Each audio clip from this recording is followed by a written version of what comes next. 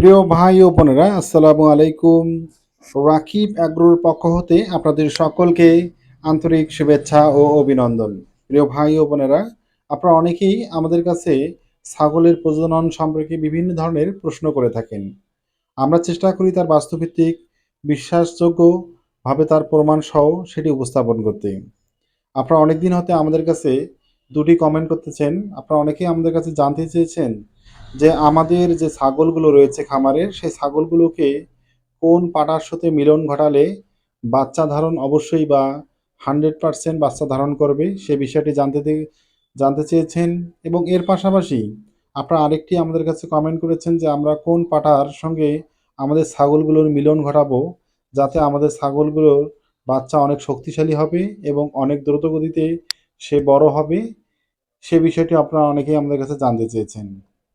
জি ভাই, সে বিষয়টি আপনাদের জানার জন্যই আমরা আজকে মূলত আমাদের প্রতিবেদনটি তৈরি করেছি। অবশ্যই আপনারা আমাদের সম্পূর্ণ প্রতিবেদনটি দেখবেন। সর্বপ্রথম আমরা বলব যে আমাদের যে খামারগুলো রয়েছে ছাগলের, সেই ছাগলের খামারের বাচ্চা ধারণের যে বিষয়টি ছাগলের, সেটি অবশ্যই নির্ভর করবে কেবলমাত্র পাটার উপরে, এটি নয়, আমাদের ছাগলের উপরেও নির্ভর করে। কারণ আমাদের ছাগলগুলো যখন হিটে বা ডাকে আসে, আমরা অনেক সময় যে ভুলটি করে থাকি, তৎক্ষণাৎ আমরা অন্যান্য পাটার সঙ্গে তাকে মিলন ঘটিয়ে থাকি। সেক্ষেত্রে আমাদের ছাগলগুলো বাচ্চা ধারণ করে না, আবার হিটে আসে। সেই সমস্যাটি আমরা সবচেয়ে বেশি পরিমাণে দেখে থাকি।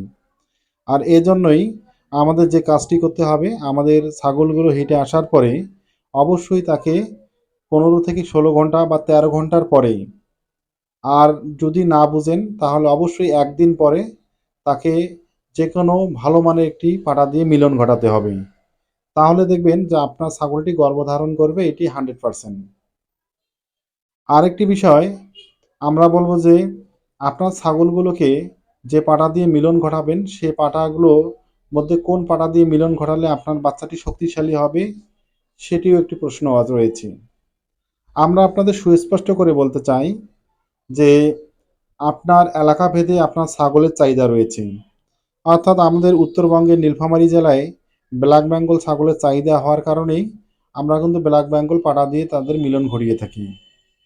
কিন্তু শহরকেন্দ্রিক জায়গায় সাধারণত তোতাপুরি বা হরিয়ানা এ ধরনের চাহিদা বেশি থাকার কারণে সেখানে কিন্তু উন্নত মানের পাঠাগুলো দিয়ে মিলন ঘটানো হয়ে থাকে।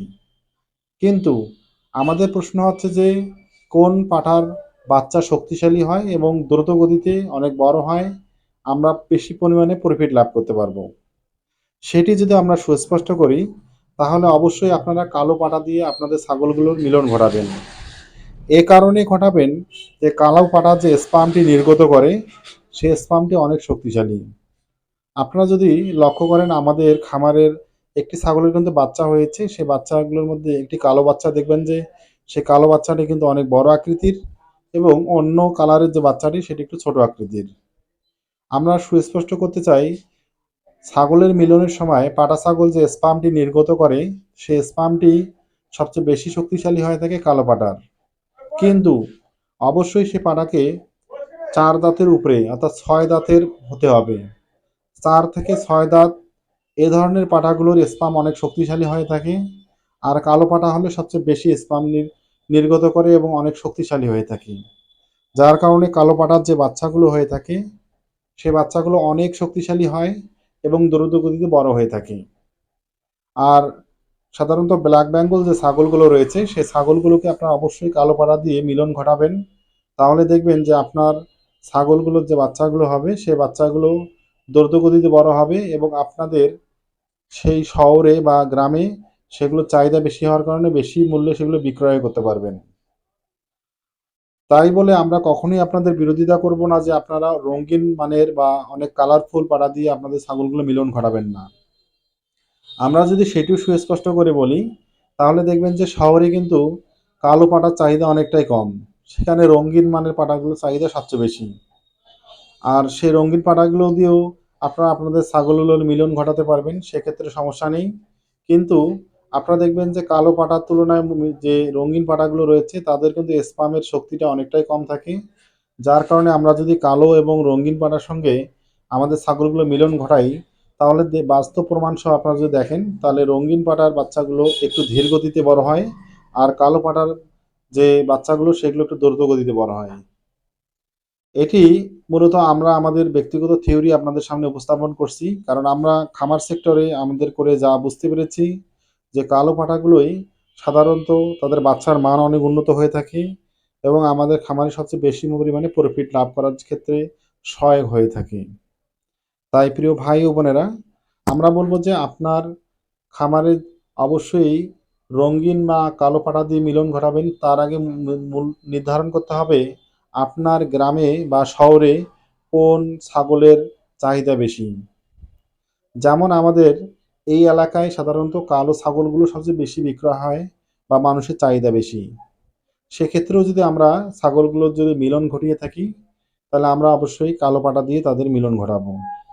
আমরা যদি বাস্তব দেখাই, তাহলে আপনারা দেখুন যে আমাদের এই ব্ল্যাক বেঙ্গল ছাগলটির ২ টি বাচ্চা হয়েছে। এখন ২ টি বাচ্চার মধ্যে আমরা যদি সরাসরি আপনাদের দেখাই, তাহলে কালো যে বাচ্চাটি রয়েছে, সে কালো বাচ্চাটি দেখবেন যে তার আ ফিটনেস বা শারীরিক গঠন অনেকটাই উন্নত। আর এখানে আপনারা অনেকে আমাদের কাছে প্রশ্ন করতে পারেন যে, "ভাই কালো পাঠা দিয়ে আপনার ছাগলের মিলন ঘটিয়েছেন, কিন্তু রঙিন একটি বাচ্চা হয়েছে কারণটা কি?" আমরা তার আগে একটি আপনার সুস্পষ্ট করে বলতে চাই যে আপনার খামারের ছাগলগুলোকে যখন আপনি পাঠা দেখাবেন, তখন আপনি কালো বা রঙিন যে পাঠাই দিয়ে দেখান না কেন, অবশ্যই ২ টি পাঠা দিয়ে মিলন ঘটাবেন। ২ টি পাঠা দিয়ে মিলন ঘটালে কি হবে? অবশ্যই দেখবেন যে একটি পাঠা যদি দিয়ে যদি তার গর্ভধারণ সম্ভব না হয়, তাহলে অপর পাঠাটি দিয়েও গর্ভধারণ সম্ভব হতে পারে। অর্থাৎ ২ টি পাঠার মধ্যে যাদের স্পাম যেটি নির্গত করবে, সেই স্পামটি শক্তিশালী হবে, সেই বাচ্চাটি আ মা হবে অবশ্যই সে ছাগলটি। তাই অবশ্যই ২ টি পাঠা দিয়ে তাদের মিলন ঘটাতে হয়। সেক্ষেত্রে কোনো সমস্যা হবে না।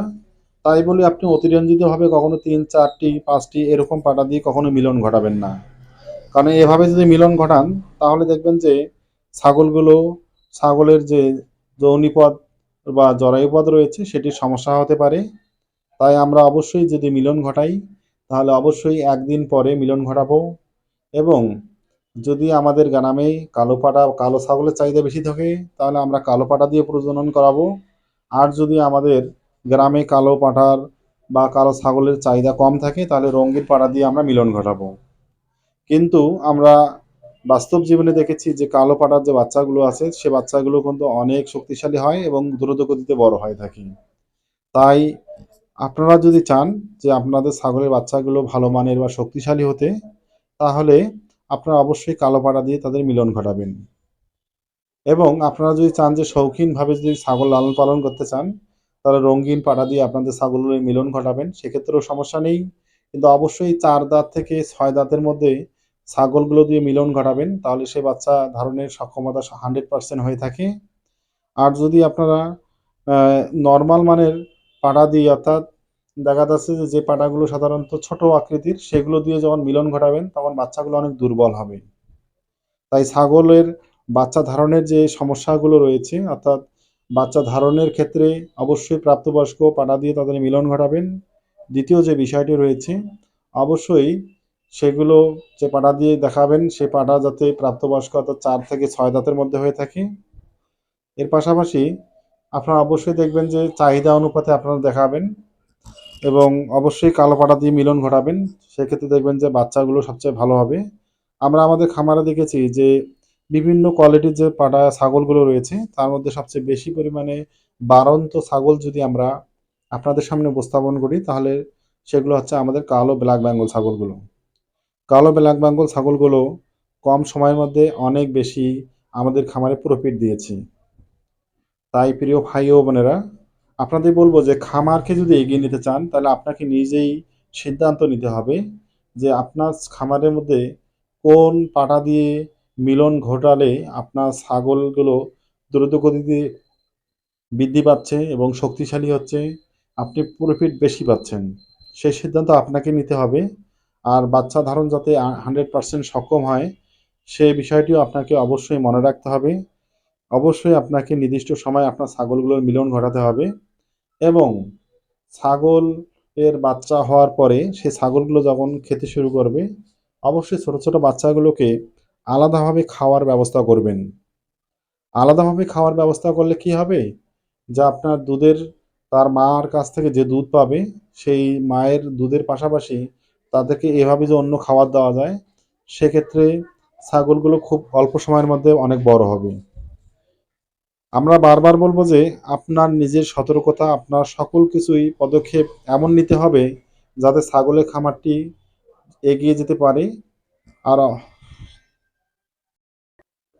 প্রিয় ভাই ও বোনেরা, আপনাদের যদি আমাদের এই রাকিব অ্যাগ্রো ইউটিউব চ্যানেলের প্রতিবেদনগুলো ভালো লেগে থাকে অবশ্যই আপনারা আমাদের চ্যানেলটিকে সাবস্ক্রাইব করবেন, বেল বাটনটি ক্লিক করে আমাদের সাথে থাকবেন। আমরা নিত্য নতুন প্রতিবেদন নিয়ে আপনাদের সামনে হাজির হব এবং অবশ্যই আমাদের চ্যানেলের যে প্রতিবেদনগুলো রয়েছে সেগুলো অন্যান্য ভাই ও বোনদেরকে জানানোর জন্য বেশি বেশি করে শেয়ার করবেন, যাতে সকলেই বুঝতে পারে ছাগলের খামার সম্পর্কে। আমাদের সঙ্গে থাকার জন্য আপনাদের সকলকে ধন্যবাদ। আসসালামু আলাইকুম ইয়া রাহমাতুল্লাহি ওয়া বারাকাতুহু।